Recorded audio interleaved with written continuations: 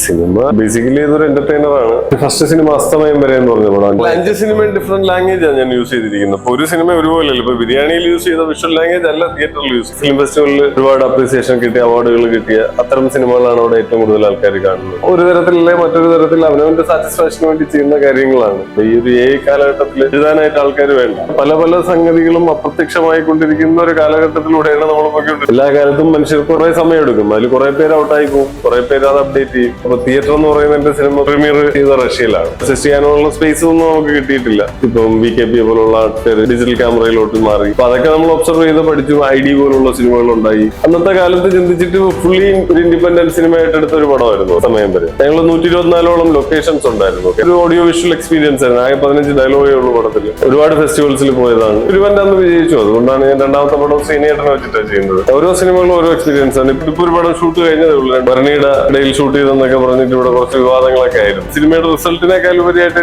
സിനിമയുടെ പ്രോസസ്സാണ് എൻജോയ് ചെയ്യുന്നത്. ആൾക്കാരുടെ ഇടയിൽ ഷൂട്ട് ചെയ്യുന്നു, 4 ക്യാമറ, ഫ്യൂജി സ്പോൺസർ ചെയ്യുന്നു. 1.5 മാസം കൊണ്ട് ആലോചിച്ച് മൊത്തം സിനിമ എക്സിക്യൂട്ട് ചെയ്തു. ഒരു ദിവസം 1 മണിക്കൂർ 2 മണിക്കൂർ ഉറങ്ങിയിട്ടുള്ളൂ. അപ്പൊ എന്റെ പ്രൊഡക്ഷനിൽ തന്നെ വരുന്ന ഒരു പടം മലയാള സിനിമയിലോ ഇന്ത്യൻ സിനിമയിലോ ലോക സിനിമയിലോ എനിക്ക് തോന്നുന്നു അത്രയും ഇതായിട്ട് ആരും ഇതുവരെ ചിന്തിച്ചിട്ടുണ്ടാവില്ല. ഈ സിനിമ ചെയ്തപ്പോൾ കിട്ടിയ ഒരു സന്തോഷം ഭയങ്കര വലുതാണ്. ഇത് ഓൾമോസ്റ്റ് 99% ഗൊറില്ല ഷൂട്ടായിരുന്നു. അവസാനം ഒരു FIR എന്റെ പേരിൽ വന്നു എന്നുള്ളതാണ്. അത് ആരോ ഫോണിൽ എടുത്തിട്ട് അവര് തന്നെ അങ്ങ് പ്രചരിപ്പിക്കുകയാണ്. ആ പ്രചരിപ്പിച്ചതാണ് ഈ കേസ്. അല്ലെങ്കിൽ ആ കേസ് പോലും വരേണ്ട ആവശ്യമില്ലായിരുന്നു. ടിവിയിലും ഒക്കെ വന്നു. സജിൻ ബാബുവും ശരത്തും 4 പേരുടെ ഫോട്ടോ വെച്ചിട്ട് അറസ്റ്റ് ചെയ്തു എന്ന് പറഞ്ഞു. ഒരു വാർത്തയും നമുക്ക് വിശ്വസിക്കാൻ പറ്റാത്ത ഒരു കാലഘട്ടത്തിലൂടെ നമ്മൾ പോകും. ആൾക്കാർക്ക് കാണാൻ പറ്റുന്ന കണക്ട് ചെയ്യാൻ പറ്റുന്ന സിനിമകൾ ഉണ്ടാക്കുക എന്നുള്ളതാണ്. 15 ദിവസം കൊണ്ട് മൊത്തം സിനിമ ഷൂട്ട് ചെയ്തു 4 ക്യാമറ. ശശി ശ്രീനേട്ടന്റെ അടുത്ത് ആദ്യം പോയി പറഞ്ഞു, പുള്ളിക്ക് വർക്കായി, അങ്ങനെ ഇഷ്ടപ്പെട്ട് അത് ചെയ്തു എന്നുള്ളതാണ്. ആദ്യത്തെ പടം ചെയ്യുമ്പോൾ ഉണ്ടായിരുന്ന നോളജ് അല്ല നമുക്ക് ഇപ്പോൾ ഉള്ളത്. നമസ്കാരം, welcome to JC studio. JC സ്റ്റുഡിയോന്റെ ഇന്നത്തെ നമ്മുടെ അതിഥി വളരെ വിശേഷപ്പെട്ട ഒരു വ്യക്തിയാണ്. ഒരുപാട് ആളുകളിലേക്ക് എത്തുകയും ചർച്ചാ വിഷയമാവുകയും ചെയ്ത സിനിമ മുതൽ കലാപരമായിട്ട് നമ്മളെല്ലാം ഏറെ ഇരുത്തി ചിന്തിപ്പിക്കുന്ന സിനിമകൾ ചെയ്യുന്ന ഒരാളാണ് എൻ്റെ കൂടെ ഉള്ളത്. അദ്ദേഹത്തെക്കുറിച്ച് ഞാൻ പറയുന്നതിനേക്കാളും നല്ലത് അദ്ദേഹം തന്നെ ഡയറക്റ്റ് നിങ്ങളോട് ഓരോ കാര്യങ്ങളും പറഞ്ഞ് മനസ്സിലാക്കി തരും. സാറേ നമസ്കാരം. എൻ്റെ കൂടെ ഉള്ളത് സജിൻ ബാബുവാണ്. മലയാള സിനിമയിൽ ചരിത്രങ്ങൾ മാറാനുള്ളതാണ് ഇപ്പോഴും എന്ന് പറഞ്ഞ പോലെ ചരിത്രങ്ങൾ അല്ലെങ്കിൽ മലയാള സിനിമയെ ജനങ്ങളുടെ ഇടയിൽ ഒരു സംസാര വിഷയമാക്കി മാറ്റിയ സിനിമ എടുത്തൊരു ഡയറക്ടറാണ് സാറേ. സച്ചിൻ ബാബു. എന്തായാലും സാറേ വളരെ സന്തോഷം. കാരണം അൺഎക്സ്പെക്റ്റഡ് ആയിട്ടാണ് സാറിനെ പരിചയപ്പെടുന്നതും സാറ് ഞങ്ങളുടെ മുന്നിൽ വന്ന് പിരിക്കുന്നതും. എൻ്റെ വൈഫ് എന്നോട് പറഞ്ഞ് ഇങ്ങനെ ഒരു ഡയറക്ടറിനോട് ഞാൻ സംസാരിച്ചിട്ടുണ്ട്, വരുമോ ഇല്ലേന്നറിയില്ല, കാരണം തിരക്കുള്ള ആൾക്കാരാണ്. എൻ്റെ അടുത്ത് പറഞ്ഞു നീ വിളിക്കണമെന്ന് വെച്ച്. ഞാൻ പറഞ്ഞു വേണ്ട, എനിക്ക് ഭയങ്കര മടിയാണ് വിളിക്കാനായിട്ട്, അപ്പം നീ തന്നെ സംസാരിച്ചാൽ മതി. അങ്ങനെ ഇന്ന് വന്ന 2 പേർ, ഞങ്ങളുടെ 2 ഗസ്റ്റ്, ഒന്ന് സാറും പിന്നെ നമ്മുടെ പ്രശാന്ത് സാറ്, 2 പേരും നമ്മൾ വൈഫ് തന്നെ സംസാരിച്ചിട്ട് വന്നതാണ്. ഒരുപാട് സന്തോഷം. കാരണം നിങ്ങളുടെ സിനിമകളൊക്കെ കാണുമ്പോൾ നമ്മളൊക്കെ പഠിക്കാൻ എന്തോ ഉണ്ടെന്ന് തോന്നുന്ന സിനിമകളാണ് ചെയ്യുന്നത്. പഠന വിഷയമാക്കേണ്ട സിനിമകളാണ്. പുതിയ പുതിയ ആളുകൾ, സിനിമയെ സ്നേഹിക്കുന്നവർ, സിനിമയുടെ ക്യാമറക്ക് പുറകിൽ നിന്ന് വർക്ക് ചെയ്യണമെന്ന് ആഗ്രഹിക്കുന്നവർ, അഭിനേതാക്കൾ, ഇവരെല്ലാം നാളെ ഒരു പക്ഷേ ഞാൻ എൻ്റെ അഭിപ്രായം എന്ന് പറയുന്നത് സാറിനെ പോലുള്ള ആളുകളുടെ സിനിമകളായിരിക്കും റെഫറൻസ് ആയിട്ട് എടുക്കുന്നത്. സാർ അങ്ങനെ തന്നെ ചിന്തിച്ചുകൊണ്ടാണ് ഓരോ സിനിമയും ചെയ്യുന്നത്. ഇപ്പോൾ ലാസ്റ്റ് വന്ന തിയേറ്റർ ഉൾപ്പെടെ. അങ്ങനെയൊന്നും അല്ല സത്യത്തിൽ സിനിമ. ഞാൻ അത്രയും ഡീപ്പായിട്ടൊന്നും പോകേണ്ട ആവശ്യമില്ല എന്നുള്ളതാണ് എന്നെ സംബന്ധിച്ചിടത്തോളം പേഴ്സണലായിട്ട് എനിക്ക് തോന്നിയിട്ടുള്ളത്. സിനിമ ഇപ്പം ബേസിക്കലി ഇതൊരു എന്റർടൈനർ ആണ്. എന്റർടൈനർ എന്ന് പറയുന്നത് ചിന്തിപ്പിക്കുന്ന തരത്തിലുള്ള എന്റർടൈനർ ഉണ്ട്, അല്ലാതെ ചിരിപ്പിക്കുന്ന തരത്തിലുള്ള എന്റർടൈനറുകളുണ്ട്. ഇവിടെ നമ്മുടെ മലയാള സിനിമയിൽ എന്റർടൈനർ എന്ന് പറയുമ്പോൾ നമ്മളെ കമേഴ്ഷ്യലി വിജയം നേടുന്ന സിനിമകളാണ്, കമേഴ്ഷ്യലി ഹിറ്റ് ആവുന്ന സിനിമകളൊക്കെയാണ് നമ്മളെ എന്റർടൈനർ എന്ന് പറയുന്നത്. അതേസമയം നമ്മൾ യൂറോപ്പിൽ പോകുമ്പോൾ അവിടെ സിനിമകൾ ഫിലിം ഫെസ്റ്റിവലിൽ ഒരുപാട് അപ്രീസിയേഷൻ കിട്ടിയ അവാർഡുകൾ കിട്ടിയ അത്തരം സിനിമകളാണ് അവിടെ ഏറ്റവും കൂടുതൽ ആൾക്കാർ കാണുന്നത്. അതിന്റെ കാരണം എന്ന് പറഞ്ഞാൽ 2 സ്ഥലത്തുള്ള ജീവിത സാഹചര്യങ്ങളുടെ വ്യത്യസ്തത കൊണ്ടാണ്. ഇവിടെ 3rd വേൾഡ് കൺട്രിയാണ് നമ്മുടേത്. അതും അത്തരം രാജ്യങ്ങളിൽ സിനിമയെ കാണുന്നത് ഒരു കമേഴ്ഷ്യൽ അല്ലെങ്കിൽ അതിനപ്പുറം ഒരു പല ജോലി ചെയ്യുന്ന ആൾക്കാർ ബേസിക് ആയിട്ടുള്ള നീഡ്സിന് വേണ്ടി ഓടിക്കൊണ്ടിരിക്കുന്നവരുടെ ഇടയിൽ അത് രണ്ടാമതൊന്നായിട്ടേ വരുള്ളൂ എന്റർടൈൻമെന്റ് എന്നുള്ളത്. അതേസമയം വേറൊരു സ്ഥലത്ത് ബേസിക് നീഡ്സ് ഒക്കെ ഗവൺമെന്റ് കൊടുക്കുന്ന ഒരു സ്ഥലത്ത് അവരെ സംബന്ധിച്ചിടത്തോളം അവർക്ക് സ്പേസ് ഉണ്ട്, സമയമുണ്ട്, ചിന്തിക്കാൻ പറ്റും. അപ്പൊ അത്തരം ബ്രെയിൻ വെച്ച് ചിന്തിക്കാൻ പറ്റുന്ന അത്തരം സിനിമകൾ അവർ കൂടുതൽ ഇത് ചെയ്യും. അതുകൊണ്ടാണ് യൂറോപ്പിലെ പല സിറ്റികളിലും പല തിയേറ്ററുകളിലും ഫെസ്റ്റിവൽ സിനിമകളാണ് ഏറ്റവും കൂടുതൽ ആൾക്കാർ തിയേറ്ററിൽ വന്ന് കാണുന്നത്. ഒരുപക്ഷെ അവിടുത്തെ ഏറ്റവും വലിയ നമ്മുടെ സോക്കോൾഡ് ഹോളിവുഡ് സിനിമകളോ അത്തരം കമേഴ്ഷ്യൽ സിനിമകളോ ഒന്നും അല്ല. അപ്പൊ അതുകൊണ്ട് ഈ പറയുന്ന എല്ലാം ഒരു തരത്തിലല്ലേ മറ്റൊരു തരത്തിൽ അവനവന്റെ സാറ്റിസ്ഫാക്ഷന് വേണ്ടി ചെയ്യുന്ന കാര്യങ്ങളാണ്. അതായത് അത് സത്യസന്ധമായിട്ടും ആത്മാർത്ഥമായിട്ടും ചെയ്യുമ്പോൾ അതൊരു സൊസൈറ്റിക്ക് ഇവിടെ ഇതായിട്ട് മാറുന്നു എന്നുള്ളതാണ് സത്യം എന്നുള്ളത്. അല്ലാതെ ഈ പറഞ്ഞ പിന്നെ കാലം മാറി, സിനിമയുടെ ഭാഷ മാറി, സിനിമയുടെ ലാംഗ്വേജ് മാറി, ആർട്ടിന്റെ നിർവചനം തന്നെ മാറി. നമ്മുടെ ഈ ഒരു കാലഘട്ടത്തില് നമ്മൾ അതാണ് പഴയതും ആലോചിച്ചുകൊണ്ടിരുന്നിട്ട് കാര്യമില്ല എന്നുള്ളതാണ്. ഇപ്പൊ എഴുതാനായിട്ട് ആൾക്കാർ വേണ്ട. ഇപ്പൊ നമ്മളൊരു ഐഡിയ അല്ലെങ്കിൽ ഒരു സാധനം വെറുതെ ചോദിച്ചാൽ തരുന്ന തരത്തിലുള്ള എഴുത്ത്, കവിതകള്, അങ്ങനെ പല പല സംഗതികളും അപ്രത്യക്ഷമായി കൊണ്ടിരിക്കുന്ന ഒരു കാലഘട്ടത്തിലൂടെയാണ് നമ്മൾ പോയിക്കൊണ്ടിരിക്കുന്നത്. ഇപ്പോഴും നമ്മൾ ഇതിന്റെ ഉൾക്കൊള്ളാൻ തയ്യാറായിട്ടില്ല പലരും. ഇത് മാറി, അല്ലെങ്കിൽ ഇതിപ്പം ഇല്ലാതാവും, അല്ലെങ്കിൽ അതെല്ലാ കാലത്തും അങ്ങനെ ഈ ടെക്നോളജി വരുമ്പോഴും അല്ലെങ്കിൽ ഈ പറഞ്ഞതുപോലെ മാറ്റങ്ങൾ വരുമ്പോഴും എല്ലാ കാലത്തും മനുഷ്യർ കുറെ സമയം എടുക്കും. അതിൽ കുറെ പേര് ഔട്ടായി പോകും, കുറെ പേര് അത് അപ്ഡേറ്റ് ചെയ്യും, കുറെ പേര് അതിൽ വർക്ക് ചെയ്യും. അപ്പൊ അങ്ങനെയൊക്കെ ഉള്ളൊരു മാറ്റത്തിന്റെ സമയമാണ് ഇതെന്നാണ് ഞാൻ വിചാരിക്കുന്നത്. ഇപ്പൊ നമുക്ക് സിനിമ എടുക്കാൻ വേണ്ടി ഒരുപാട് ഈ പറഞ്ഞതുപോലെ വലിയ സ്റ്റുഡിയോ സിസ്റ്റവും വലിയ ആൾക്കാരും വലിയ ഇതൊന്നും ഇല്ലാത്ത തരത്തില് നമുക്കൊരു സ്ഥലത്ത് റൂമിൽ ഇരുന്നിട്ട് ചെയ്യാൻ പറ്റുന്ന അത്ര ആ ലെവൽ ഇപ്പോ തിയേറ്റർ എന്ന് പറയുന്ന എന്റെ സിനിമ വേൾഡ് പ്രീമിയർ ചെയ്ത റഷ്യയിലാണ്. റഷ്യയില് ഞാൻ അവിടെ പോകുമ്പോൾ ടെറ്റാർസ്ഥാൻ എന്ന് പറഞ്ഞ സ്ഥലത്ത് പോകുമ്പോൾ അവിടെ ഒരു കരൺ എന്ന് പറഞ്ഞൊരു കക്ഷിയെ പരിചയപ്പെടുകയായിരുന്നു. പുള്ളിക്ക് അവിടെ ഒരു സ്റ്റുഡിയോ, പുള്ളി VFX സ്റ്റുഡിയോ ഉണ്ടായിരുന്ന ആളാണ്. അയാൾ കഴിഞ്ഞ 3-4 കൊല്ലമായിട്ട് അത് നിർത്തിയിട്ട് പുള്ളി സ്റ്റുഡിയോ ആണ് ചെയ്യുന്നത്. അവരുടെ സ്റ്റുഡിയോയിൽ നിർമ്മിച്ച ഒരു പടമാണ് കഴിഞ്ഞ വർഷം കാൻസിൽ ഫൈനൽ ഷോർട്ട് ഫിലിം മത്സരിച്ചത്. അപ്പൊ ആ ലെവലിൽ പോകുന്ന തരത്തിലുള്ള സിനിമകൾ അവർ ഉണ്ടാക്കുന്നുണ്ട്. എന്നിട്ട് അതിന്റെ വിഷ്വൽ കണ്ടു കഴിഞ്ഞാൽ ഞെട്ടിപ്പോകും. നമ്മൾ ഇവിടെ നിന്ന് കാണുന്നത് പോലെയല്ല. അപ്പൊ പുള്ളി പറഞ്ഞാൽ അത് 1 വർഷം മുന്നേ ഉള്ളതാണ്. ഞാൻ കണ്ടിട്ട് ഇപ്പൊ 6-8 മാസം, ഞാൻ വരുന്നതിന് മുന്നേ പുള്ളിയായിട്ട് ചാറ്റ് ചെയ്തു. അപ്പൊ പുള്ളി കുറച്ചുകൂടെ അപ്ഡേറ്റഡ് ആയി. അപ്പൊ അങ്ങനത്തെ ഒരു ഭയങ്കര അപ്ഡേഷൻ തന്നെ ഈ ഒരു ഇൻഡസ്ട്രിയിൽ നടന്നുകൊണ്ടിരിക്കുന്ന ഒരു സ്ഥലത്ത് നമ്മളിപ്പോ ഈ പറഞ്ഞ പോലെ ആ മാറ്റങ്ങൾ ഉൾക്കൊള്ളുക എന്നുള്ളതാണ്. അപ്പൊ ഈ പറഞ്ഞ ബാക്കിയല്ല ഇന്നുവരെ ഉണ്ടായിരുന്ന സിനിമ, അല്ലെങ്കിൽ ഈ പറഞ്ഞ സീരിയസ് സിനിമ, അല്ലെങ്കിൽ ഈ പറഞ്ഞ ചിന്തിപ്പിക്കുന്ന സിനിമ, അല്ലെങ്കിൽ അങ്ങനെ ചിന്തകളെ ഒക്കെ അത് മനുഷ്യർക്ക് അതിപ്പോഴും നിലനിൽക്കും. ബേസിക് ആയിട്ടുള്ള കുറെ കാര്യങ്ങൾ ഇപ്പോഴും നിലനിൽക്കും. എന്നാൽ പോലും ഞാൻ പറയുന്നത് അങ്ങനെ മാറിക്കൊണ്ടിരിക്കുന്ന ഒരു സമയമാണ്. അപ്പൊ ഇവിടെ നമ്മൾ അതിന്റെ മാറ്റത്തിനനുസരിച്ച് ചെയ്തുകൊണ്ടിരിക്കുക എന്നുള്ളതല്ലാതെ അതിനെ അപ്ഡേറ്റ് ചെയ്യാൻ ശ്രമിക്കുക എന്നുള്ളതല്ലാതെ പഴയത് വെച്ച് അല്ലെങ്കിൽ ചിന്തിച്ചിട്ട് കാര്യമില്ല എന്നുള്ളതാണ്. സാറിന്റെ ഫസ്റ്റ് സിനിമ അസ്തമയം വരെ എന്ന് പറഞ്ഞ പടം, ടു ദ ഡെസ്ക് എന്ന് പറഞ്ഞ പടം. അത് മാമിയിലായിരുന്നു പ്രീമിയർ ചെയ്തത്. മാമി അത്യാവശ്യം വലിയ ഫെസ്റ്റിവൽ ആയിരുന്നു. ഇപ്പൊ അവര് ഇല്ല. പിന്നെ IFFK international film festival of കേരളയിലെ രജത ജഗോരോ കിട്ടിയ പടം, ഇന്റർനാഷണൽ കോമ്പറ്റീഷനിൽ ഉണ്ടായിരുന്ന പടം. ബാംഗ്ലൂർ മേച്ച് ഇന്ത്യൻ പടമായിരുന്നു. ഞാൻ കുറെ ഫെസ്റ്റിവൽസിലൊക്കെ പോയ പടം, വിൻ ചെയ്ത പടം. അത് കഴിഞ്ഞ 2ാമത്തെ പടമാണ്. അതും ഈ പറഞ്ഞ ഫസ്റ്റ് പടവും ഒരു എക്സ്പെരിമെന്റ് ആയിരുന്നു. അന്നത്തെ കാലത്ത് ഈ സിനിമ ഡിജിറ്റൽ ആവുന്ന സമയമുണ്ട്. 2014 കാലത്തിലാണ് ഞാൻ ഫസ്റ്റ് സിനിമ ചെയ്യുന്നത്. വളരെ ചെറുപ്പമായിരുന്നു. ആ സമയത്ത് നമ്മൾ എങ്ങനെ ഈ പറഞ്ഞ പോലെ മറ്റുള്ള മനുഷ്യരുടെ കൂടെ പോയിട്ട് ഈ പറഞ്ഞ അസിസ്റ്റ് ചെയ്യുകയോ അല്ലെങ്കിൽ അസിസ്റ്റ് ചെയ്യാനുള്ള സ്പേസ് ഒന്നും നമുക്ക് കിട്ടിയിട്ടില്ല. അല്ലെങ്കിൽ അങ്ങനെ സാഹചര്യം ഉണ്ടായിട്ടില്ല. ഒരു വലിയ ഫിലിം ഇൻസ്റ്റിറ്റ്യൂട്ടിൽ പോയിട്ട് പൂനെയിലോ SRFTയിലോ പഠിക്കാനുള്ള അവസരം നമുക്ക് കിട്ടിയിട്ടില്ല. ആഗ്രഹം ഉണ്ടായിരുന്നു, ട്രൈ ചെയ്തു, ചെയ്യാൻ പറ്റിയിട്ടില്ല. ഞാനൊക്കെ 17 വയസ്സിൽ വീട് വിട്ടിറങ്ങിയ ആളാണ്. അപ്പൊ അങ്ങനെ ചിന്തിച്ചപ്പോ ഉണ്ടായ ഒരു അന്നത്തെ കാലം ഈ പറഞ്ഞ സിനിമ സെല്ലിലോടിൽ നിന്ന് ഡിജിറ്റലിലോട്ട് മാറിക്കൊണ്ടിരിക്കുന്ന ഒരു കാലം, മാറി അത്യാവശ്യം അതിലോട്ട് എത്തിക്കൊണ്ടിരിക്കുന്ന ഒരു സമയമായിരുന്നു. അതിന്റെ ഒരു ട്രാൻസിഷൻ പീരീഡിന്റെ ഒരു എൻഡ് സ്റ്റേജ് ആയിരുന്നു. ആ സമയത്താണ് എനിക്ക് തോന്നുന്നു 5D അല്ലെങ്കിൽ 6D പോലുള്ള ക്യാമറകൾ യൂസ് ചെയ്തുകൊണ്ട് പല സിനിമകളും ആൾക്കാർ ചെയ്തു തുടങ്ങി. ഇപ്പം VKP പോലുള്ള ആൾക്കാർ ഡിജിറ്റൽ ക്യാമറയിലോട്ട് മാറി. അപ്പൊ അതൊക്കെ നമ്മൾ ഒബ്സർവ് ചെയ്ത് പഠിച്ചു. ID പോലുള്ള സിനിമകൾ ഉണ്ടായി.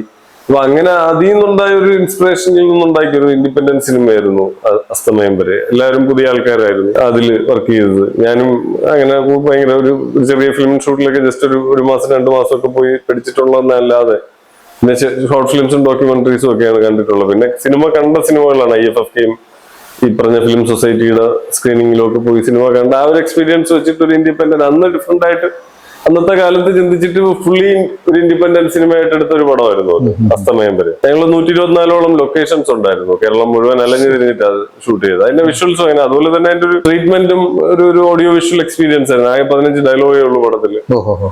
തിയേറ്ററിൽ അന്ന് KSFDC റിലീസ് ചെയ്തപ്പോ ഇതും ക്രൈം നമ്പർ എന്ന് പറഞ്ഞ സുദേവന്റെ സിനിമയും കൂടെ ആയിരുന്നു വന്നത്. അന്ന് 10-25 ദിവസം 4 ആഴ്ച വരെ ഓടിയ പടമാണ്. അത്യാവശ്യം ഗവൺമെന്റ് തിയേറ്ററുകളിലും അല്ലാതെ ചെറിയ പ്രൈവറ്റ് തിയേറ്ററുകളും ഒക്കെ സപ്പോർട്ട് ചെയ്തിരുന്നു. ഒരുപാട് ഫെസ്റ്റിവൽസിൽ പോയതാണ്. അപ്പൊ ആ ഒരു എക്സ്പെരിമെന്റ് അന്ന് വിജയിച്ചു. അതുകൊണ്ടാണ് ഞാൻ രണ്ടാമത്തെ പടം ശ്രീനേട്ടനെ വെച്ചിട്ടാണ് ചെയ്യുന്നത്. സുഖേട്ടനും സുധീഷ് ഏട്ടനും കൂടെ പ്രൊഡ്യൂസ് ചെയ്യുന്നത്. അങ്ങനെയുള്ള ഒരു സിനിമ ഇപ്പൊ ഏതായിരുന്നു അയാൾ ശശി എന്ന് പറഞ്ഞ ശ്രീനിവാസൻ അഭിനയിച്ച പടം. അത് വേറൊരു എക്സ്പീരിയൻസ് ആയിരുന്നു. അത് കഴിഞ്ഞിട്ടാണ് ബിരിയാണി ചെയ്യുന്നത്. ബിരിയാണി കഴിഞ്ഞിട്ടാണ് തിയേറ്റർ ചെയ്യുന്നത്. ഓരോ സിനിമകളും ഓരോ എക്സ്പീരിയൻസ് ആണ്. ഇപ്പം ബിരിയാണി ഒരു എൻ്റയർലി വെറൈറ്റി നിങ്ങൾ ചിന്തിച്ച ഒരു അത് വല്ലാത്തൊരു സംഭവം തന്നെയാണ്. ചിന്തകളാണല്ലോ. ഇപ്പൊ നേരത്തെ ഒരാൾ സംസാരിച്ചതുപോലെ നമ്മുടെ ചില ഐഡിയാസ് വരും, ചില തോട്ടുകൾ വരും. ഇപ്പം എനിക്ക് കിട്ടിയ ഒരു ഐഡിയ എന്ന് പറയുന്നത് ഞാൻ വളരെ യാദൃശ്ചികമായിട്ട് ഇപ്പൊ ഒരു പടം ഷൂട്ട് കഴിഞ്ഞതേ ഉള്ളൂ. 2 ദിവസം കഴിഞ്ഞാൽ ഇനിയും ഉണ്ട്. 1-2 ദിവസം കൂടെ പാച്ച് ഷൂട്ടൊക്കെ ഉണ്ട്. കുറച്ച് സെറ്റ് വർക്കിന്റെ 1-2 കാര്യങ്ങളൂടെ ഉണ്ട്. ബാക്കി അത് ഓൾമോസ്റ്റ് മെയിൻ മേജർ ഷൂട്ടൊക്കെ കഴിഞ്ഞു. ഇപ്പൊ ബാംഗ്ലൂർ കഴിഞ്ഞതോടുകൂടി എല്ലാം തീർന്നു. ഭരണിക്കിടയിൽ അത് കുറച്ച് ഭരണിയുടെ ഇടയിൽ ഷൂട്ട് ചെയ്തെന്നൊക്കെ പറഞ്ഞിട്ട് ഇവിടെ കുറച്ച് വിവാദങ്ങളൊക്കെ ആയിരുന്നു.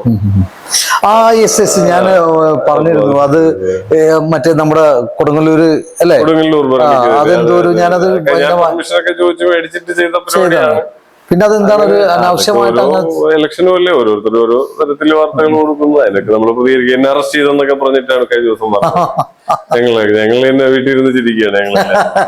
ഇതിനൊക്കെ സോഷ്യൽ മീഡിയയിലൂടെ പ്രതികരിക്കുന്നതിനേക്കാൾ നല്ലത് ഇത് ഭയങ്കര രസമുള്ള ഒരു പ്രോസസ്സാണ് എനിക്ക് തോന്നുന്നത് ഏറ്റവും കൂടുതൽ. ഞാൻ സിനിമയുടെ റിസൾട്ടിനേക്കാൾ ഉപരിയായിട്ട് സിനിമയുടെ പ്രോസസ്സാണ് എൻജോയ് ചെയ്യുന്നത്. ഇപ്പം ഈ സിനിമ തന്നെ കഴിഞ്ഞ IFFK പോയപ്പോ ഞാനും എന്റെ എഡിറ്ററും എന്റെ അടുത്ത സുഹൃത്തുമാണ് ഡയറക്ടറും ഒക്കെ ആയിട്ടുള്ള അപ്പു ഭട്ടതിരിയൊക്കെ ആയിട്ട് ഞാൻ സംസാരിച്ചു. രാകേഷ് ഉണ്ടായിരുന്നു. സംസാരിച്ച ഒരു ഐഡിയ ഉണ്ടായ പെട്ടെന്ന് തോന്നിയ ഒരു തോന്നലാണ് ഇപ്പൊ പുതിയൊരു സിനിമ എന്ന് പറഞ്ഞാൽ. എന്റെ വലിയ എല്ലാവരും ചെറിയ പൈസക്ക് 10 ലക്ഷം രൂപയ്ക്കും 5 ലക്ഷം രൂപയ്ക്കും ഒക്കെ വീട്ടിനകത്ത് 2 റൂമിനകത്ത് സിനിമ ഉണ്ടാക്കുന്നു. അപ്പൊ അതിനെങ്ങനെ നമുക്ക് വേറെ തരത്തിൽ സിനിമ ഉണ്ടായിക്കൂടാന്ന് ആലോചിച്ച് ആ ഒരു ചിന്തയിൽ നിന്നിട്ടാണ് ഞങ്ങൾ ഭയങ്കര രസമായിട്ട് ഒരു ടീം, ഞാൻ തന്നെ ഒരു 10-20 പേര് മതി, 20 പേരിൽ താഴെയുള്ള ഒരു ക്രൂവിനെ വെച്ചിട്ട് കുറച്ച് ദിവസം ഷൂട്ട് ചെയ്യാം. ഒരു 3-4 ദിവസം ഒരു ചെറിയ ഐഡിയയിൽ ഷൂട്ട് ചെയ്യാന്ന് പറഞ്ഞാൽ ആലോചിച്ചു. അത് ഭയങ്കര വലുതായി. അതില് 40 പേരായി, 50 പേരായി, 65 പേര് വരെ ഉണ്ടായ ദിവസങ്ങൾ ഉണ്ടായിട്ടുണ്ട്. ആ വലിയൊരു ക്രൂവിനെ വെച്ചിട്ട് ഭയങ്കര ഓപ്പൺ ആയിട്ടുള്ള സ്ഥലത്ത് പോയിട്ട് എല്ലാം നമ്മള് ആൾക്കാരുടെ ഇടയിൽ ഷൂട്ട് ചെയ്യുന്നു. 4 ക്യാമറ ഫ്യൂജി സ്പോൺസർ ചെയ്യുന്നു. ഫ്യൂജി ആണ് ക്യാമറയും ഇതുമെല്ലാം ലെൻസുകളെല്ലാം തന്നിരിക്കുന്നത്. 4 DOPs എല്ലാം നല്ല ടീമിനെ എനിക്ക് കിട്ടി. വളരെ പെട്ടെന്ന് 1.5 മാസം കൊണ്ട് ആലോചിച്ച് മൊത്തം സിനിമ എക്സിക്യൂട്ട് ചെയ്തു. അത് ഈ പറഞ്ഞ ആകെ ഒരു ദിവസം 1 മണിക്കൂർ 2 മണിക്കൂർ ഉറങ്ങിയിട്ടുള്ളൂ. തുടർച്ചയായിട്ട് 18-20 ദിവസം ഉറങ്ങാതിരുന്നു. എന്നിട്ട് ഇത് മൊത്തം കോർഡിനേറ്റ് അതിന്റെ ഇപ്പൊ 2 ദിവസമായുള്ളൂ കഴിഞ്ഞിട്ട്. അത് കോർഡിനേറ്റ് ചെയ്തു. അത് ഈ പറഞ്ഞ പോലെ എന്റെ പല സുഹൃത്തുക്കളെ ഫണ്ട് സംഘടിപ്പിച്ചു. അപ്പൊ അതിലൊരു ഫ്രണ്ടാണ് എന്നെ കൂടുതൽ സപ്പോർട്ട് ചെയ്തത്. അപ്പൊ എന്റെ പ്രൊഡക്ഷനിൽ തന്നെ വരുന്നൊരു പടം. അപ്പൊ അങ്ങനെ അതൊരു വലിയ പടമായി മാറി. 1000-കണക്കിന് ആൾക്കാരും ബാക്ക്ഡ്രോപ്പിലെ ആൾക്കാരും. അത് എനിക്ക് തോന്നുന്നു മലയാള സിനിമയിലോ ഇന്ത്യൻ സിനിമയിലോ ലോക സിനിമയിലോ എനിക്ക് തോന്നുന്നു അത്രയും ഇതായിട്ട് ആരും ഇതുവരെ ചിന്തിച്ചിട്ടുണ്ടായോ ഇതായോ എനിക്കറിയില്ല. പക്ഷെ ഞാൻ അതിനെ കുറിച്ച് ബോധറിയുന്നില്ല. ഞാൻ പക്ഷെ അങ്ങനെ ഒരു എക്സ്പെരിമെന്റിന് എന്റെ കൂടെ കുറെ ആൾക്കാർ കൂടി ഞാനത് ചെയ്തു. അങ്ങനത്തെ ഒരു അതിൽ നിന്ന് കിട്ടിയ ഒരു സാറ്റിസ്ഫാക്ഷൻ ഉണ്ട്. അതിപ്പോ ഇതുവരെ ചെയ്യാത്തൊരു പടം. ഇപ്പം അൻഡു ദ ഡസ്കും ബിരിയാണിയൊക്കെ അങ്ങനെ തന്നെയാണ് നമ്മൾ ചെയ്തത്. ഗൊറില്ല ഷൂട്ടും പല സാധനങ്ങളും ഒക്കെ ചെയ്തിട്ട് സിനിമ ചെയ്തെങ്കിൽ പോലും ഈ സിനിമ ചെയ്തപ്പോൾ കിട്ടിയ ഒരു സന്തോഷം ഭയങ്കര വലുതാണ്. ഇത് ഓൾമോസ്റ്റ് 99% ഗൊറില്ല ഷൂട്ടായിരുന്നു. ആർട്ടിസ്റ്റുകൾ, അങ്ങനത്തെ ആർട്ടിസ്റ്റുകളെ കിട്ടി. ശരത് ഒരു പടം ഡയറക്ട് ചെയ്തിട്ടൊക്കെ ഉള്ള ആർട്ടിസ്റ്റ് ആണ്. സ്കൂൾ ഓഫ് ഡ്രാമയിൽ പഠിച്ചതാണ്. അതുപോലെ ജിജോ അതില് പോലീസിന്റെ ക്യാരക്ടർ ചെയ്തിട്ടുള്ള ഭയങ്കര രസമുള്ള അയാളും സ്കൂൾ ഓഫ് ഡ്രാമയിൽ പഠിച്ചതാണ്. അതൊക്കെ ഓഡിഷൻ ചെയ്തെടുത്തതാണ്. അതിൽ പല ആർട്ടിസ്റ്റുകളും അതിൽ അഭിനയിച്ച പല ആൾക്കാരും. അപ്പൊ അവരൊക്കെ വളരെ കൃത്യമായിട്ട് നേരത്തെ പഠിച്ചു. ഡയലോഗ്സ് ഒക്കെ പഠിക്കുന്നു. പിന്നെ എന്റേതായിട്ടൊരു ശൈലി, സ്ക്രിപ്റ്റ് ഇല്ല. പിന്നെ 4 ക്യാമറ, 4 DOPs. ക്ലൈമാക്സിലൊക്കെ 6 ക്യാമറ യൂസ് ചെയ്തിട്ടുണ്ട്. 5-6 ക്യാമറയിൽ 1000-കണക്കിന് ആൾക്കാർ. ഇങ്ങനെ ഒരു ക്രൂ, പ്രൊഡക്ഷനും പൈസ എല്ലാം ഞാൻ തന്നെ ഡീൽ ചെയ്യുന്നത്. ഈ പറഞ്ഞ പല പ്രതിസന്ധികൾ എല്ലാം വളരെ രസകരമായിട്ട് ഇങ്ങനെ ഭവിച്ച് അത് സിനിമ കംപ്ലീറ്റ് ചെയ്തപ്പോൾ കിട്ടുന്ന ഇതിന്റെ റിസൾട്ട് എന്തായാലും നമുക്ക് അത് പിന്നെയുള്ള കാര്യമാണ്. തീർച്ചയായിട്ടും അപ്പൊ അത് നമ്മളിത് എൻജോയ് ചെയ്യുന്നു. ആസ് എ ഫിലിം മേക്കർ, ഒരു ആർട്ടിസ്റ്റ് എന്നുള്ള നിലയിൽ എൻജോയ് ചെയ്യുന്നു എന്നുള്ളതാണ് ഇതിന്റെ ഏറ്റവും പ്രധാനപ്പെട്ട കാര്യം എന്നാണ് ഞാൻ വിചാരിക്കുന്നത്. അപ്പൊ അങ്ങനെ ഒരു ഗൊറില്ല ഷൂട്ടില് 99% സീൻസും അങ്ങനെ ഒരു ടീം കൂടെ നിൽക്കുക, അത് വലിയ സിനിമയാവുക, ഭയങ്കര കളർഫുൾ ആയിട്ട്, ഭയങ്കര രസകരമായിട്ട്. പിന്നെ പല വീടുകളും ഇതുമായിട്ട് ആചാരങ്ങളുമായിട്ട് ബന്ധപ്പെട്ട പല വീടുകളും നമുക്ക് ഫ്രീ ആയിട്ട് ഇത് തരുന്നു. പിന്നെ ചില നമ്മൾ സെറ്റിഡേണ്ടി വന്നു ചില കാര്യങ്ങൾ. പക്ഷെ ആൾക്കാരിങ്ങനെ കൂടുന്നു. എല്ലാ സീനിലും ക്രൗഡ്. അല്ലാതെ രണ്ടുപേരും മൂന്ന് മിക്കവാറുള്ള എല്ലാ സീനുകളിലും നമുക്ക് ആവശ്യമുള്ള എല്ലാ സീനുകളിലും ക്രൗഡ് വരുന്നു, വേണ്ട സാധനങ്ങൾ വരുന്നു, സൗണ്ട് ചെയ്യുന്നത് ചെന്നൈയിൽ നിന്ന് വരുന്നു, ക്യാമറ ബോംബെയിൽ നിന്നും പോണ്ടിച്ചേരി അതുപോലെ പല സ്ഥലത്തുനിന്ന് ആൾക്കാർ വരുന്നു, ഈ പറഞ്ഞവർ സ്പോൺസർ ചെയ്യുന്നു. പിന്നെ ഫണ്ട് പ്രശ്നം ഞാൻ ഉദ്ദേശിച്ചതിന്റെ 3-4 ഇരട്ടി ഫണ്ടായി, എന്നാൽ പോലും അതൊക്കെ കൃത്യമായിട്ട് ഫ്ലോയിൽ വരുന്നു. അപ്പൊ അതൊക്കെ തന്നെയാണ് എനിക്ക് തോന്നുന്നു ഒരു ആർട്ടിസ്റ്റ് എന്നുള്ള നിലയിൽ നമ്മള് ഒരു ലക്ഷ്യം നമുക്കുണ്ട്, നമുക്ക് ട്രൂ ആയിട്ടുള്ള ഒരു ലക്ഷ്യമാണ്. അതിന്റെ ഇടയിൽ വേറെ ഇതൊന്നുമില്ല. അപ്പൊ പ്രകൃതി നമ്മുടെ എല്ലാം ചെയ്തു തരുമെന്ന് പറയുന്നത് പോലെ അവസാനം ഒരു FIR എന്റെ പേരിൽ വന്നു എന്നുള്ളതാണ്. അതും നോൺ ബെയിലബിൾ ആണ്. നമ്മൾ ഒന്നുമല്ല, പോലീസുകാരൻ നല്ല രീതിയിലാണ് നമ്മളോട് സപ്പോർട്ട് ചെയ്തു. പിന്നെ മീഡിയക്കാരൊക്കെ ചില ആൾക്കാരൊക്കെ ഒരുപാട് പേര് സപ്പോർട്ട് ചെയ്തു, പലരും വാർത്ത തെറ്റായി. പിന്നെ അത് നമ്മൾ എൻജോയ് ചെയ്യുന്നു എന്നുള്ളതാണ്. അപ്പൊ അങ്ങനെ ഒരു രസകരമായിട്ടുള്ള ഒരു നല്ല എക്സ്പീരിയൻസ് ആയിരുന്നു. അറ്റ്ലീസ്റ്റ് ആ നോൺ ബെയിലബിൾ FIR എങ്കിലും വന്നില്ലെങ്കിൽ പിന്നെ എന്താണെന്ന് എനിക്ക് തോന്നി. ഇത്രയും നല്ല രസമായിട്ട് ഇത്രയും ആൾക്കാരെ വെച്ചിട്ട് ഇത്രയും മിനിറ്റിൽ 15 ദിവസം കൊണ്ട് മൊത്തം സിനിമ ഷൂട്ട് ചെയ്തു 4 ക്യാമറയിൽ. അതും ആക്ഷനും ഒക്കെ ഉണ്ട്. 10-12 ഫൈറ്റേഴ്സ് ഉണ്ടായിരുന്നു എന്റെ കൂടെ. അവര് ത്രൂ ഔട്ട് നമ്മുടെ കൂടെ നിന്നു. അപ്പൊ അങ്ങനെ എല്ലാം വന്ന് ഭവിച്ചിട്ട് ഒരു സിനിമ ഉണ്ടാക്കുക എന്നുള്ളത് ജസ്റ്റ് ഒരു ഐഡിയ തുടങ്ങിയൊരു അത് 1.5 മാസം കൊണ്ട് മൊത്തം എക്സിക്യൂട്ട് ചെയ്യാൻ പറ്റിയെന്നുള്ളതാണ്. അതൊരു വലിയ കാര്യം. അപ്പൊ അത് സ്ക്രിപ്റ്റ് ഇല്ല. ഇപ്പൊ സാറ് ഈ പുതിയ മൂഡ് കാര്യം പറഞ്ഞു, തിയേറ്റർ റിലീസ് ചെയ്തിട്ട് കുറച്ച് നാളുകളെ ആയിട്ടുള്ളൂ. തിയേറ്റർ ഇപ്പൊ ഈ ഫെബ്രുവരിയിലാണ് റിലീസ് ആയത്. കുറച്ച് നാളുകളെ ആയിട്ടുള്ളൂ. പക്ഷെ ഒരു 1.5 മാസം ഒക്ടോബറിലാണ് റിലീസ്. ആ സിനിമയുടെ ഒരു കാര്യം പറയണമെന്നുണ്ടെങ്കിൽ അങ്ങനെ ഒരു തീം വർക്ക്, ഒരു തുരുത്തുമായിട്ട് ബന്ധപ്പെട്ട് നടക്കുന്ന കുറച്ച് കാര്യങ്ങൾ, അതും എത്രത്തോളം നിങ്ങൾ അതിന്റെ ഒരു ഷൂട്ടിംഗ് ഡേയ്സ് ഉണ്ടായിരുന്നു, അതിൽ എത്രത്തോളം സ്ട്രഗിൾ ചെയ്തു? അത്യാവശ്യം 35-40 എല്ലാം കൂടെ എനിക്ക് പാച്ച് ഉൾപ്പെടെ 42 ദിവസം ഷൂട്ട് ചെയ്ത പടമാണ്. അതും നല്ലൊരു ടീമായിരുന്നു, നല്ല പ്രൊഡ്യൂസർ ആയിരുന്നു. അത് കുറച്ചുകൂടെയൊക്കെ ഫണ്ടും ബജറ്റും കാര്യങ്ങളും ഒക്കെ സൗകര്യങ്ങളും ഒക്കെ, അതും ഒരു ഹാഫ് ഇൻഡിപെൻഡന്റ്, പക്ഷെ ഒരു രണ്ടിന്റെ ഇടയിലുള്ള ഒരു പടമാണ്. ഇത് പക്ക പ്യൂർ ഇൻഡിപെൻഡന്റ് സിനിമയായിരുന്നു ഇപ്പൊ ചെയ്തത്. തിയേറ്റർ ഒരു മിഡിൽ സിനിമയായിരുന്നു. അതും ഒരു കമേഴ്ഷ്യലി ഭയങ്കര ഹിറ്റ് ആവുക എന്നുള്ള ഉദ്ദേശിച്ച് ചെയ്ത പടമല്ല. നമുക്ക് പറയേണ്ട ആശയങ്ങൾ പറയുക എന്നുള്ളതാണ്. അപ്പൊ അതിൻ്റെതായിട്ടുള്ള ഒരു പേസിൽ ആ പടം പറഞ്ഞു ഇന്നത്തെ കാലഘട്ടത്തിൽ. അത് അത്യാവശ്യം കുറെ ആശയമാണല്ലോ അത്. ജനങ്ങൾ സാറേ ഈ പറയുന്ന പോലെ ജനങ്ങൾ എത്ര പേര് നമുക്ക് എല്ലാവരും അംഗീകാരം നമുക്ക് നേടിയെടുക്കാൻ പറ്റിയെന്ന് വരില്ല. അത്യാവശ്യം ഫെസ്റ്റിവൽസിലൊക്കെ പോയതാണ്, ഇപ്പോഴും പോയിക്കൊണ്ടിരിക്കുന്നു. 10-25-30 ഫെസ്റ്റിവൽ ആയി ഇപ്പം തന്നെ. പിന്നെ ഞാൻ ഇതിന്റെ പിന്നാലെ ഫോക്കസ് ആയി. പിന്നെ അതിപ്പോ ഓൾറെഡി OTT-ലെല്ലാം ഉണ്ട്. മാക്സിലുണ്ട്, മറ്റേ AP ത്രൂ ആമസോൺ ഉണ്ട്, ആപ്പിൾ TVയിലുണ്ട്, അങ്ങനെ പുറത്തുണ്ട്, UAE-ലൊക്കെ അല്ലാതെ അവരുടെ ഇതിലുണ്ട്. അതൊക്കെ ഓൾറെഡി ആൾക്കാർ ഇനിയിപ്പം വൺസ് അത് കഴിഞ്ഞു കഴിഞ്ഞാൽ ഇറങ്ങിപ്പോയി കഴിഞ്ഞാൽ പിന്നെ നമ്മുടെ കാര്യമല്ല അത്. പിന്നെ അതിന്റെ പിന്നാലെ നമ്മൾ പോകണ്ട. ഞാനങ്ങനെ അത് കഴിയുന്ന പുതിയതിലോട്ട് ആലോചിക്കുന്നു. അപ്പൊ അത് ഇപ്പൊ സാർ റീസെന്റ് ഇപ്പൊ ചെയ്തെന്ന് പറഞ്ഞ ഒരു വിവാദമായ കുറച്ച് ഭാഗങ്ങൾ അതിന്റെ അത് ശരിക്കും സംഭവിച്ചത് ആരോ ഞാൻ കാലുപിടിച്ച് പറഞ്ഞ ആൾക്കാരോട് ഞങ്ങൾ അത്രയും സ്ഥലത്ത് ആൾക്കാരെ ബുദ്ധിമുട്ടിപ്പിക്കാതെ നമ്മുടെ ക്രൗഡ് വളരെ സെറ്റ് ചെയ്തിട്ട് ഞങ്ങൾ അവിടെ ഷൂട്ട് ചെയ്തത്. അത് ആരോ ഫോണിൽ എടുത്തിട്ട് അവര് തന്നെ അങ്ങ് പ്രചരിപ്പിക്കുകയാണ്. ഫോണിൽ നമ്മളെ സീൻ എടുത്തിട്ട് ഇത് ശരിക്കും പോലീസ് കോമരത്തെ അടിക്കുന്നതാണെന്ന് പറഞ്ഞിട്ട് അങ്ങനെ പ്രചരിപ്പിച്ചതാണ് ഈ കേസ്. അല്ലെങ്കിൽ ആ കേസ് പോലും വരേണ്ട ആവശ്യമില്ലായിരുന്നു. അത് ശരി. അപ്പൊ അങ്ങനത്തെ ഉള്ള ചില ആൾക്കാരുടെ ഈ പറഞ്ഞാൽ ഇപ്പൊ കണ്ടന്റ് ഉണ്ടാക്കുക, റീൽ ഉണ്ടാക്കുക, അതിന് കഴിഞ്ഞ പടത്തില് തിയേറ്ററിൽ എന്താണോ പറഞ്ഞത് അത് തന്നെയാണ് നമ്മുടെ ലൈഫിലും മൊത്തം ലൈഫിലും സംഭവിച്ചുകൊണ്ടിരിക്കുന്നത്. അപ്പൊ ഇത് ശരിക്കുള്ള ലൈഫിലാണോ നമ്മൾ ജീവിക്കുന്നത്, യഥാർത്ഥം ഏത് കള്ളം ഏത്? ഇപ്പൊ ന്യൂസ് വന്നപ്പോഴും ഞാൻ നോക്കുമ്പോൾ വളരെ പ്രമുഖരായിട്ടുള്ള പത്രങ്ങൾ അടിച്ചു വെച്ചിരിക്കുകയാണ്, സജിൻ ബാബുവും ശരത്തും ഞങ്ങൾ 4 പേരുടെ ഫോട്ടോ വെച്ചിട്ട് അറസ്റ്റ് ചെയ്തു എന്ന് പറഞ്ഞിട്ട്. ഇത് വായിക്കുന്ന ആൾക്കാർ എന്നെ വിളിക്കുകയാണ്, നിങ്ങൾ അറസ്റ്റ് ചെയ്തു, ഇനിയിപ്പോ ജാമ്യം എടുക്കണം. അതെ, ഇത് ഒരു ഉളുപ്പില്ലാതെ നമുക്ക് പിന്നെ ഇത് നമുക്ക് നോക്കി ചിരിക്കാന്നുള്ള എന്ത് ചെയ്യാൻ പറ്റും? അല്ല, ടിവിയിലായി പോലും ന്യൂസ് കണ്ടിട്ടുണ്ടെങ്കിൽ ഇപ്പൊ ഞാൻ ടിവിയിലും ഒക്കെ വന്നു, ഫയലിലൊക്കെയാണ് വന്നിരിക്കുന്നത് 4 പേര് അറസ്റ്റ്. ഭയങ്കര ചിരിയാ വന്നത്. ഞങ്ങളുടെ എല്ലാ ഫുൾ ടീം അങ്ങോട്ടും ഇങ്ങോട്ടും വിളിച്ചിട്ട്. അല്ല, ഇത് സംഭവം എന്ന് വെച്ചിട്ട് ഇവിടെ TV വെച്ച് ന്യൂസ് വെച്ച് കഴിഞ്ഞാൽ അപ്പൊ തന്നെ 2 പേരും തുടങ്ങും, വേറെ ഒരു പണിയില്ല. ആകെ കാണുന്നത് വൈകിട്ട് രാത്രി വന്നു കഴിഞ്ഞാൽ ഒരു മണിക്കൂർ TV കാണുള്ളൂ. അതിന്റെ അകത്തൊരു 10 മിനിറ്റ് ന്യൂസ് ഒക്കെ ഹെഡ്ലൈൻ കേൾക്കാനായിട്ട്. കാരണം അത് കേൾക്കുമ്പോൾ തന്നെ നമ്മുടെ കിളി പറന്നു പോകും. അതുപോലെ ന്യൂസ് പേപ്പർ മേടിക്കുന്ന പരിപാടി നിർത്തി. കാരണം ന്യൂസ് പേപ്പർ വായിച്ചു കഴിഞ്ഞിട്ടുണ്ടെങ്കിൽ ഒരു ദിവസം മൊത്തം പോകും. ഇത് ഞാൻ ജസ്റ്റ് ദേശാഭിമാനി പോലുള്ള ന്യൂസ് പേപ്പറിലും ഈ പറഞ്ഞ മതഭൂമി ചാനലിലും ഒക്കെ വന്ന സാധനമാണ് ഞാൻ പറയുന്നത്. അതെ മനസ്സിലായി. അപ്പൊ ഞാനാണ്ട് പറയുന്ന പുള്ളിക്കാരിനോട് ഇങ്ങനൊരു സംഭവം ഉണ്ട് കേട്ടോ, ഇങ്ങനെ ചെറിയൊരു നമ്മൾ സംസാരിച്ചതിന് ശേഷം ഇവര് സംസാരിച്ചതിന് ശേഷം തോന്നല്ലേ. അപ്പൊ ഞാൻ പറഞ്ഞു ഇങ്ങനെ സംഭവം ഉണ്ട്, പുള്ളിയുടെ ഇങ്ങനെ ഒരു ഇത് വന്നിട്ടുണ്ട് കേട്ടോ എന്ന് പറഞ്ഞ്. അപ്പൊ പറഞ്ഞ ആണല്ലോ എന്താന്ന് വെച്ചാൽ ഞാൻ പറഞ്ഞു നിനക്ക് വേറെ കാറ്റൊന്നുമില്ല അത് ഇപ്പൊ അപ്പൊ ഞാൻ പറഞ്ഞു ഞാനത് കൂടുതൽ നോക്കിയിട്ടൊന്നുമില്ല എന്തെങ്കിലും ഒരു ചെറിയൊരു സാധനം ഉണ്ടാവും അത് വലുതാക്കി ഒരു കൊടുത്തേക്കുന്നുണ്ട് അല്ലാണ്ട് കൂടുതലായിട്ടൊന്നും ചിന്തിക്കേണ്ട കാര്യമില്ല അങ്ങനെ പറഞ്ഞത് അപ്പൊ ഈ സത്യമേത് അപ്പൊ അതുകൊണ്ടാണ് തിയേറ്റർ എന്ന് പറയുന്ന സിനിമയുടെ പ്രസക്തി അത് എപ്പോഴും ഉള്ളത് എന്നുള്ളതാണ്. ഇത് ആ ഒരു വേൾഡിലാണ് നമ്മൾ റിയാലിറ്റി മിത്ത് ഓഫ് റിയാലിറ്റിയിലാണ് നമ്മൾ പോകുന്നത്. അതാണ് നമ്മൾ ഇപ്പോഴും സ്റ്റിൽ ഇതിപ്പോ ഒരു കൊല്ലം മുന്നേ ആലോചിച്ച് എഴുതി ഉണ്ടാക്കിയ സിനിമയാണ്. അതിന്റെ പ്രസക്തി ഇപ്പോഴും ഉണ്ടെന്ന് ആ റിലവൻസ് ഇപ്പോഴും ഉണ്ട് എന്നുള്ളതിന്റെ ഒരു വാർത്തയും നമുക്ക് വിശ്വസിക്കാൻ പറ്റാത്ത ഒരു കാലഘട്ടത്തിലൂടെ നമ്മൾ ഓരോ ദിവസം പുതിയ പുതിയ സത്യങ്ങൾ വന്നുകൊണ്ടിരിക്കുകയാണ്. ഏതാണ് സത്യം എന്ന് വിശ്വസിച്ചാൽ അത് പിന്നെ മാറ്റേണ്ടി വരും കുറച്ച് കഴിയുമ്പോൾ.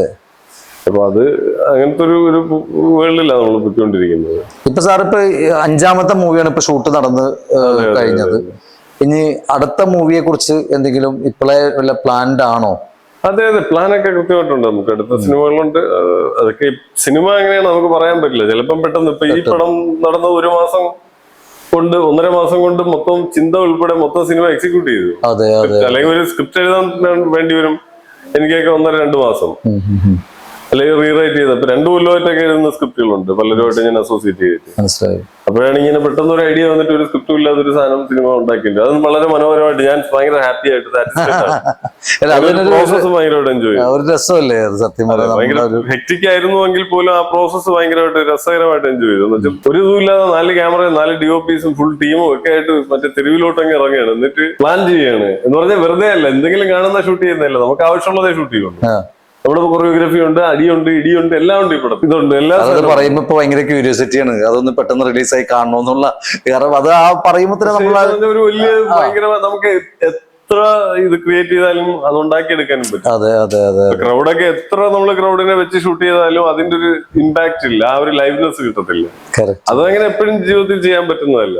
ഇതുവരെ ചെയ്യാത്തൊരു ഭയങ്കര ഞാൻ പറയുന്ന ആ പ്രോസസ്സാണ് ഞാൻ എൻജോയ് ചെയ്യുന്നത്. അല്ല ഒരു 5 സിനിമ ചെയ്യുന്നു, അതില് ഒരു 4 സിനിമയും എൻ്റർലി ഡിഫറെന്റ് പാറ്റേണിൽ 5 സിനിമയും ഡിഫറെന്റ് ലാംഗ്വേജ് ആണ് ഞാൻ യൂസ് ചെയ്തിരിക്കുന്നത്. ഇപ്പൊ ഒരു സിനിമ ഒരുപോലെ ഇപ്പൊ ബിരിയാണിയിൽ യൂസ് ചെയ്ത വിഷ്വൽ ലാംഗ്വേജ് അല്ല തിയേറ്ററിൽ യൂസ് ചെയ്തിരിക്കുന്നത്. അതേ സാധനം അല്ല ഇപ്പൊ ഈ പുതിയ പടത്തിൽ. അതെ അല്ല ഞാൻ പറഞ്ഞതെന്ന് വെച്ചാല് അങ്ങനെ ഒരു 5 സിനിമ സാറ് ചെയ്തു. ആ 5 സിനിമയും വെറൈറ്റി ടൈപ്പാണ് ചെയ്തേക്കുന്നത്. പക്ഷെ അതിൽ 5ാമത്തെ സിനിമയിലേക്ക് വന്നപ്പോഴത്തേക്കും സാറിന് എന്ത് പറ്റി എൻജോയ് ചെയ്തത് ചെയ്യാൻ പറ്റി. അങ്ങനെയല്ല, എന്നാലും ഒരു ഫുള്ളി സാറ്റിസ്ഫൈഡ് എന്ന് പറഞ്ഞാൽ ചിലപ്പോൾ മറ്റേലും കിട്ടിയിട്ടുണ്ട്.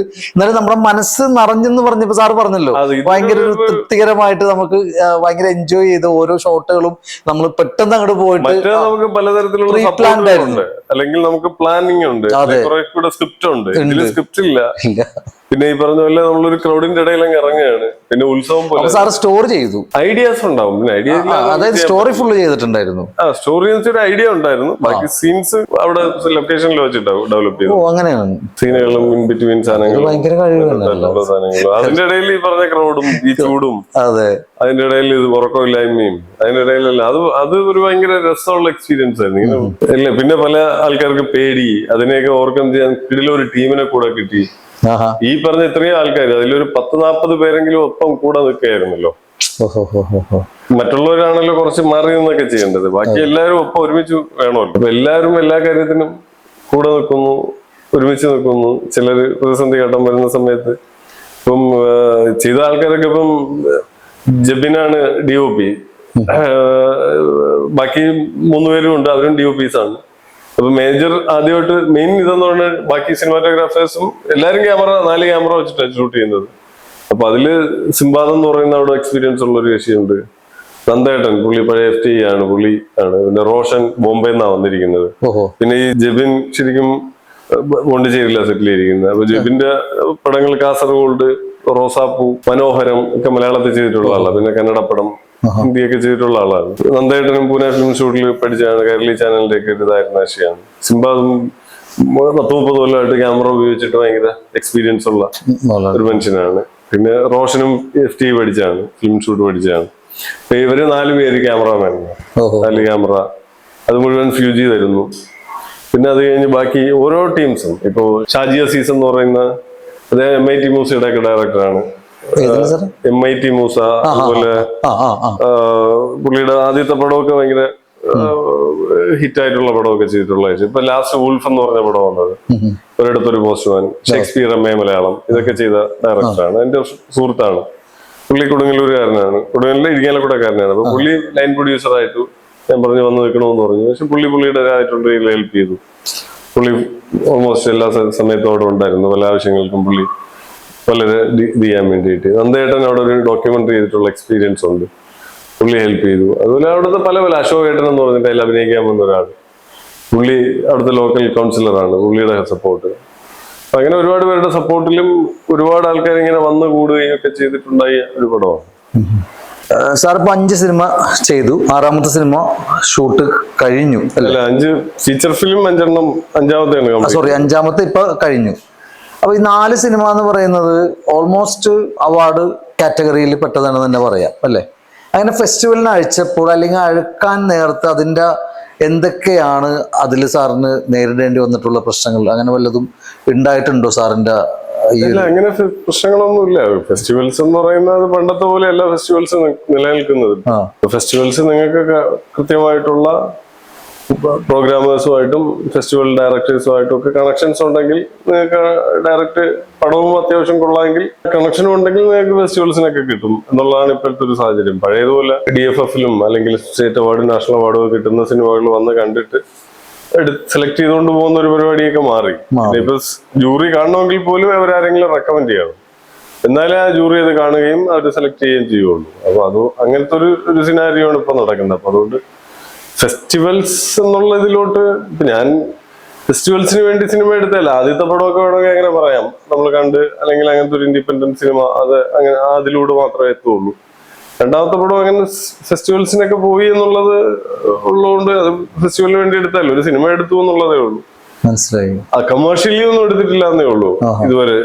പിന്നെ അതുപോലെ ബിരിയാണി ആവട്ടെ, ബിരിയാണി കുറച്ചുകൂടെ ആൾക്കാർക്ക് കമ്മ്യൂണിക്കേറ്റ് ചെയ്യാന്നുള്ള ഉദ്ദേശത്തിൽ എടുത്താണ്. പക്ഷെ അത് ഫെസ്റ്റിവലിനും പോയി, ഇപ്പോഴും സ്റ്റിൽ ഫെസ്റ്റിവൽസിന് പോയിക്കൊണ്ടിരിക്കുന്നു, ലോകം പലയിടത്തും കാണിച്ചുകൊണ്ടിരിക്കുന്നുണ്ട്, ആൾക്കാർ ഇപ്പോഴും കണ്ടുകൊണ്ടിരിക്കുന്നുണ്ട് ആ പടം. ഇപ്പൊ തിയേറ്റർ ആണെങ്കിലും അങ്ങനെ ഒക്കെ ഒരു സിനിമ എടുക്കാം. ചെറിയൊരു കാര്യം എന്റെ പേഴ്സണൽ ഇതാണ്, ബിരിയാണി പോലത്തെ ഒരു കോൺസെപ്റ്റ് സാറിന് അത് എങ്ങനെയാണ് നിങ്ങളുടെ ഒരു മൈൻഡിലേക്ക് വരുന്നത്?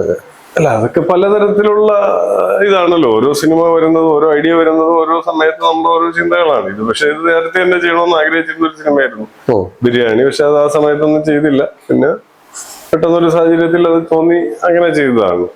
അതൊരു എൻ്റെ ഒരു പേഴ്സണൽ ഡിപ്രഷൻസ് സ്റ്റേജിലൂടെ പോയിക്കൊണ്ടിരുന്ന സമയത്ത് ആണ് അത് എഴുതുന്നത്. പിന്നെ പല സിനിമകളും അങ്ങനെയാണ്. ഇപ്പൊ തിയേറ്ററും ഒരു 20-30 ദിവസം കൊണ്ട് എഴുതിയുണ്ടാക്കിയ ഒരു സിനിമയാണ്.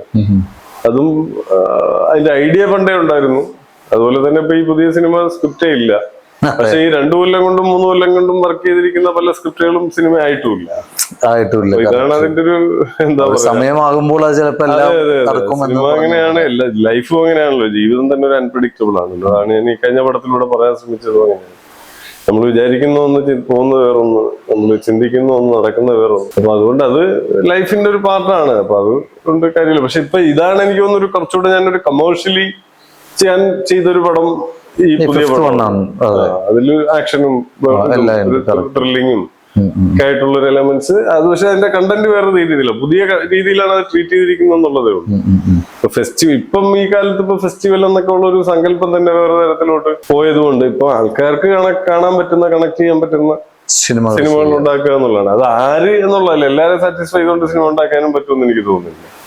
ഏറ്റവും കൂടുതൽ ഹിറ്റ് ആവുന്ന സിനിമ പോലും പലർക്കും ഡിഫറെന്റ് ആയിട്ടുള്ള ഒപ്പീനിയൻ ഉണ്ടാവും. പിന്നെ അപ്പൊ ആർട്ടിന് അതിൻ്റെതായിട്ടുള്ള എല്ലാവരും സാറ്റിസ്ഫൈ ചെയ്ത് നമുക്ക് സിനിമ ഉണ്ടാക്കാൻ പറ്റില്ല. പക്ഷെ നമ്മുടെ ഐഡിയാസ് ഇപ്പൊ അഞ്ചു ഡെസ്കും പല സ്ഥലത്തും കാണിക്കുന്നുണ്ട്. ആദ്യത്തെ പടമാണ് ഇത്രയും കാലം കഴിഞ്ഞിട്ട്. അയാൾ ശശി ഇപ്പോഴും കണ്ടിട്ട് അത് ZTV-ലാണ് ഉള്ളത്, Z5-ലാണ് ഉള്ളത്.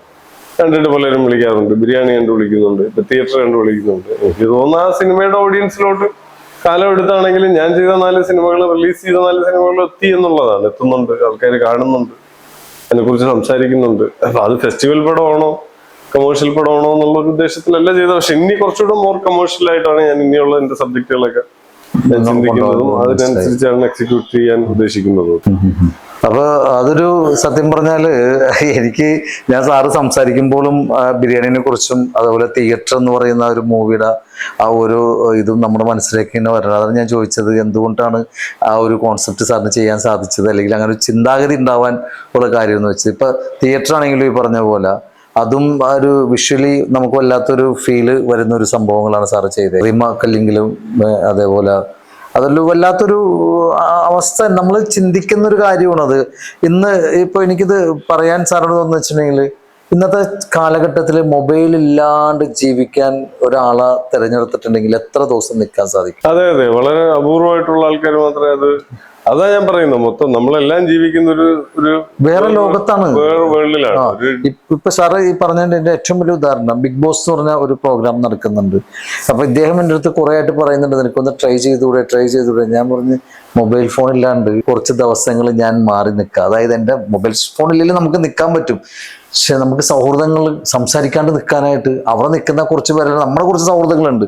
ഞാൻ പറഞ്ഞു എന്നെ കൊണ്ടൊന്നും പറ്റുമൊന്നുമില്ല. അത് ചിലപ്പോൾ സാധിക്കുമായിരിക്കും, ഇല്ലെന്നല്ല പറയുന്നത്. ഇപ്പൊ ഒരു സിനിമയിൽ വർക്ക് ചെയ്യേണ്ട ഒരു അവസരം കിട്ടി, ഞാനൊരു ചീഫും കൂടിയാണ്, ചീഫ് അസോസിയേറ്റ് ഡയറക്ടറാണ്. അപ്പൊ ചിലപ്പോൾ എനിക്ക് മൊബൈൽ ഒരു യൂസ് ചെയ്യാൻ പറ്റിയെന്ന് വരില്ല ടൈമിന്.